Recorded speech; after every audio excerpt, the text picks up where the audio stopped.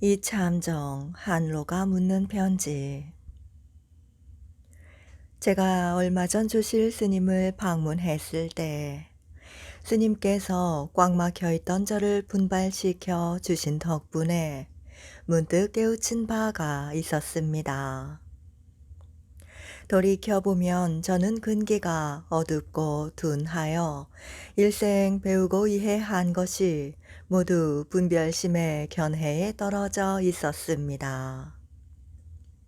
하나를 취하고 하나를 버림에 마치 옷이 해지고 엉킨 채로 가시덤불 속을 지나가는 것과 같아서 걸을수록 스스로를 더 얽어매는 것과 같았습니다. 이제 한 번 웃음에 문득 풀어지니 기쁘고 다행스러움을 말로 할 수 있겠습니까? 대종장께서 자상한 자비를 베풀지 않으셨다면 어찌 이러한 곳에 도달했겠습니까? 성에 도착한 이래 옷 입고 밥 먹고 손자 아이를 안고 노는 가지가지 일들이 옛날 그대로입니다만 이미 구속되고 막히는 느낌도 없고 기이하고 특별하다는 생각을 하지도 않습니다. 그 나머지 오래된 습관과 장애도 점점 가벼워지고 있습니다. 작별할 때 간곡히 당부하신 말씀은 잊지 않고 있습니다.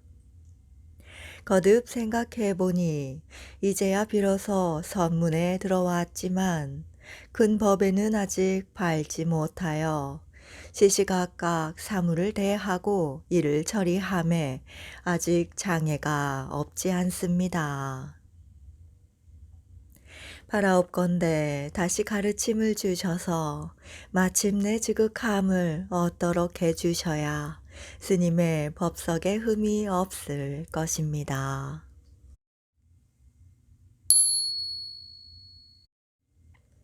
이참정 한로에 대한 답서. 편지에 이르시길 성에 도착한 이래 옷 입고 밥 먹고 손자를 안고 함께 놀아주는 것들이 하나하나 옛날과 같으나 이미 끄달리거나 막히는 느낌이 없고 또한 기특하다는 생각도 하지 않으며 오래된 습관과 장애도 조금씩 가벼워진다고 쓰신 글을 3번이나 되풀이 읽고는 너무나 기뻤습니다. 이것이 바로 불교를 공부하는 효험입니다. 만일 뛰어난 근기를 가지신 대인 같은 분이 한 번의 웃음 속에서 모든 것이 다 알맞게 되지 않는다면 우리 선가의 진실로 전하지 못하는 묘한 도리가 있다는 사실을 알 수 없을 것입니다.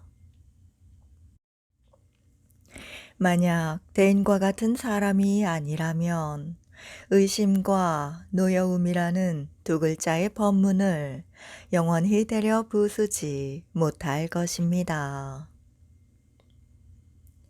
가령 허공이 저의 입이 되고 풀, 나무, 기와 돌이 모두 빛을 발하여 도리를 말하는 것을 도울지라도 역시 어찌할 수 없습니다.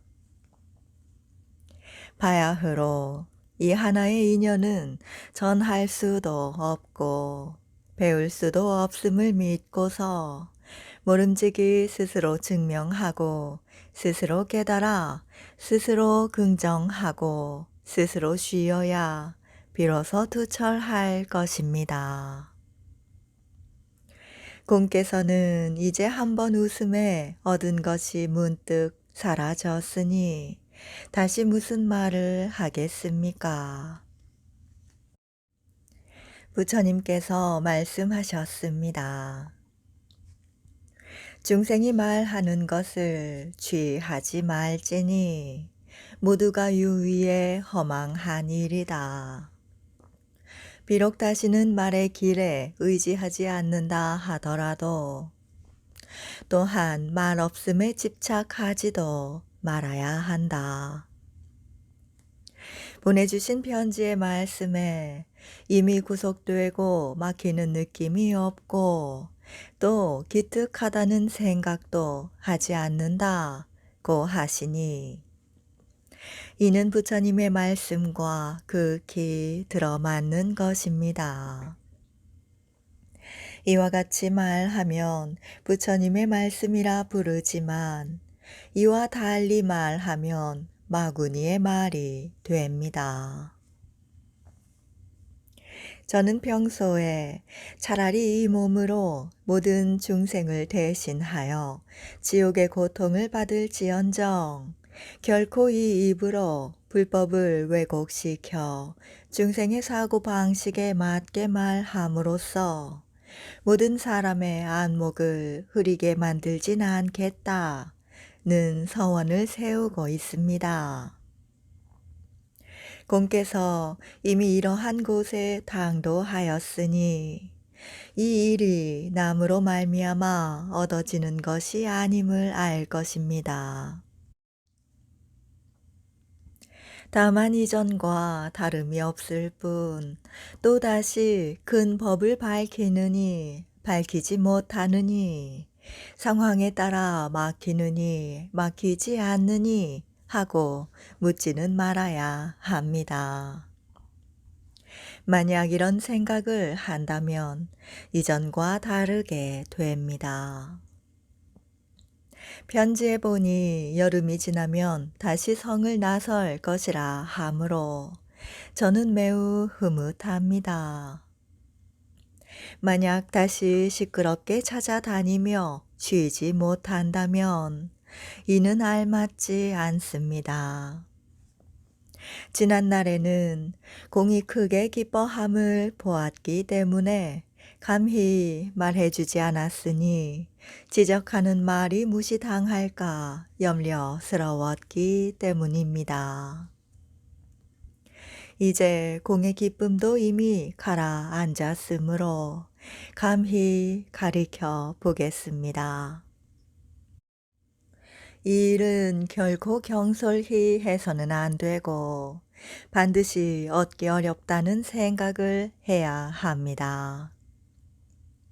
흔히 근기가 날카롭고 지혜가 뛰어난 사람이 힘들지 않게 얻고서는 드디어 경솔한 마음을 내어 곧 수행하지 않음으로써 쉽사리 눈앞의 경계에 끄달려 주인공 노릇을 하지 못하게 됩니다. 그리하여 날이 가고 달이 갈수록 헤매다니며 돌아오지 못하면 도의 힘이 업의 힘을 이기지 못하여 마구니가 기회를 얻게 됩니다. 결정적으로 마구니에게 사로잡혀 버리면 목숨이 떨어질 때가 되어도 역시 힘을 얻지 못합니다. 반드시 기억해 두십시오.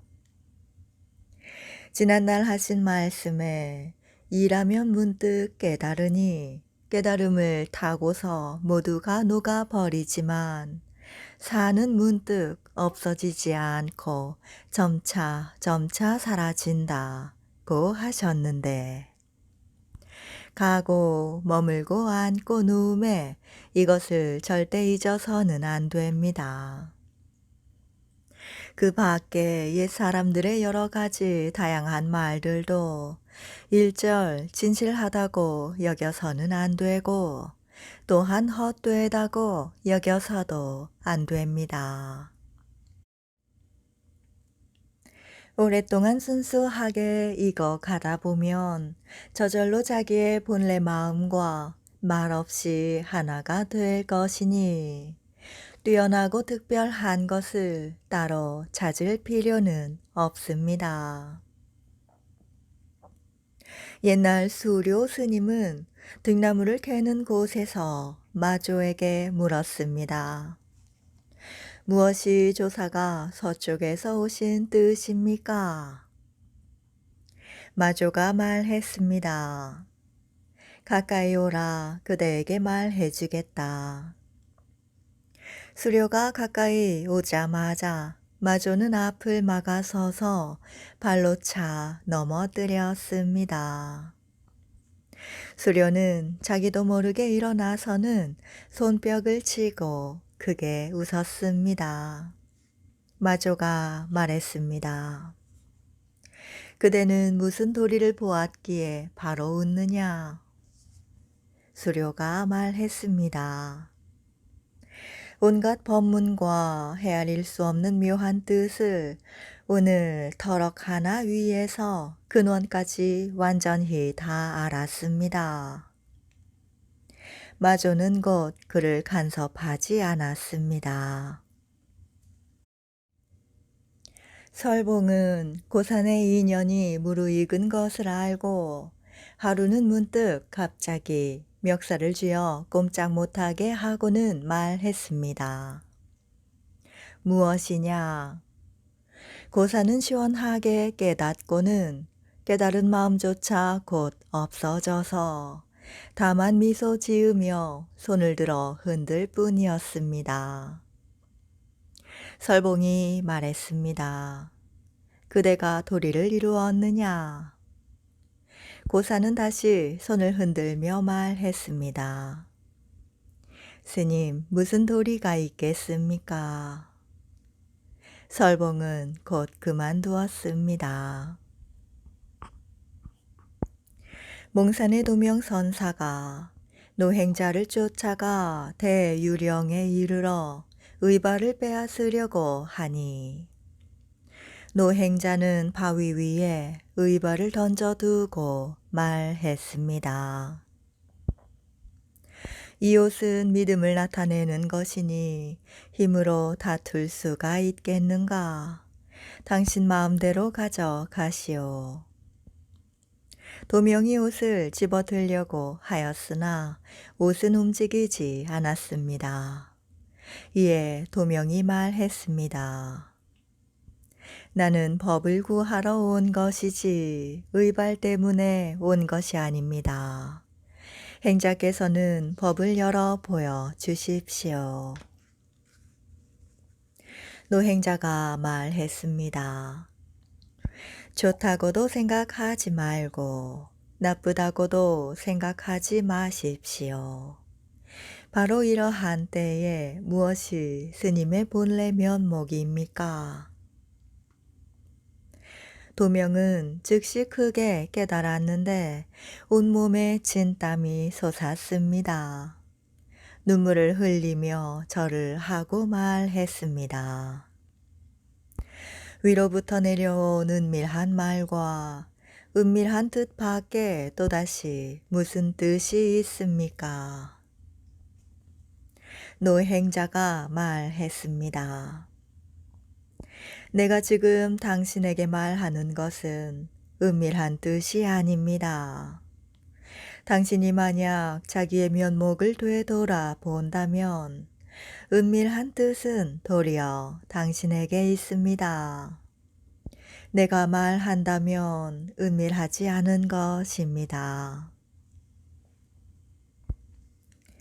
이 세 분의 세 가지 인연과 공이 한번 웃음 속에서 풀려버린 이를 비교하면 그 낮고 못함이 어떻습니까? 스스로 판단해 보십시오. 다시 다른 특별한 도리가 있습니까? 만약 다시 다른 것이 있다면 도리어 일찍이 풀려버리지 않은 것과 같습니다. 다만 부처 될 줄만 알면 그만이지 부처가 말할 줄 모를까 근심하지는 마십시오. 옛날부터 도를 얻은 사람은 자기를 먼저 충족한 뒤에 자기의 마음에 비추어 나머지를 헤아립니다. 시시각각 사물을 응대하며 마치 밝은 거울이 받침대에 자리 잡고 있는 것 같고 밝은 구슬이 손바닥에 있는 것 같아서 오랑캐가 오면 오랑캐가 나타나고 한인이 오면 한인이 나타나지만 일부러 하는 일이 아닙니다. 만약 일부러 한다면 남에게 줄 진실한 법이 있게 될 것입니다. 공의 대법에 발기를 바라고 시시각각 막힘없기를 바란다면 단지 예전과 다름없을 뿐이고 남에게 물을 필요는 없습니다. 오래오래 지나면 저절로 머리를 끄덕이게 될 것입니다. 출발할 때에 마주하여 드린 말씀을 옆에다 적어두고 좌우명으로 삼으십시오. 이 밖에 따로 드릴 말씀은 없습니다. 비록 드릴 말씀이 있다고 하더라도 공의 처지에서는 모두 쓸데없는 군소리일 것입니다. 말이 너무 많았군요. 우선 이 정도로 해둡시다.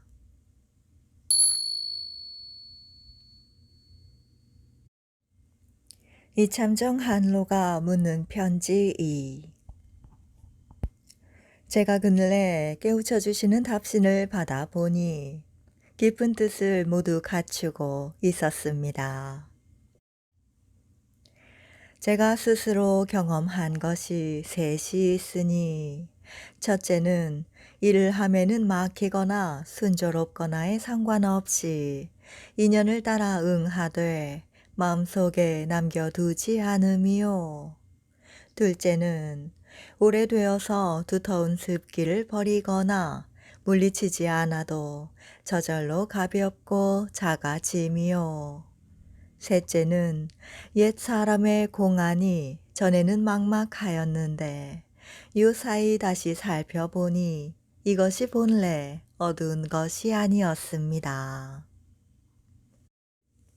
앞에 편지에서 대법에 아직 밟지 못하다고 말한 것은 작은 것을 얻고 만족할까 두려웠기 때문입니다. 마땅히 더욱 넓고 두텁게 할지언정 어찌 따로 더 뛰어난 이해를 찾겠습니까? 현재 흐르는 번뇌를 깨끗이 제거하는 것도 이치에서라면 없지 않으니 감히 스님의 은혜를 마음 깊이 새겨두고 늘 감사하지 않을 수 있겠습니까?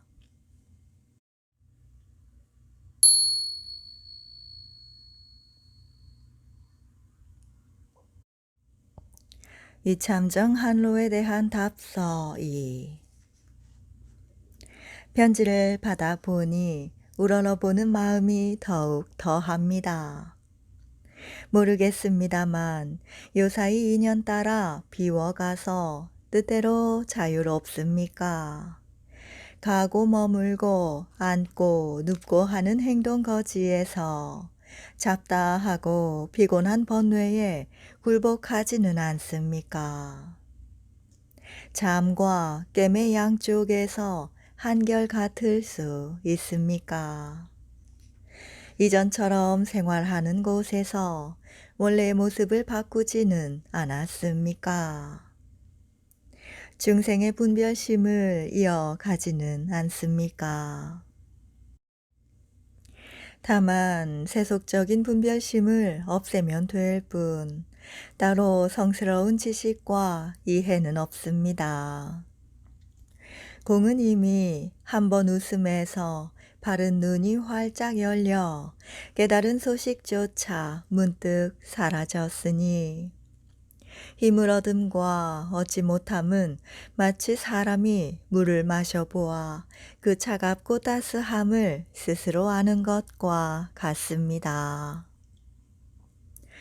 그러나 일상생활 속에서는 그 성질 자체를 도려내고 그 주변의 원인을 제거하고 그 현업에서 벗어난다 라고 하신 석가모니의 말씀에 의지해야 합니다.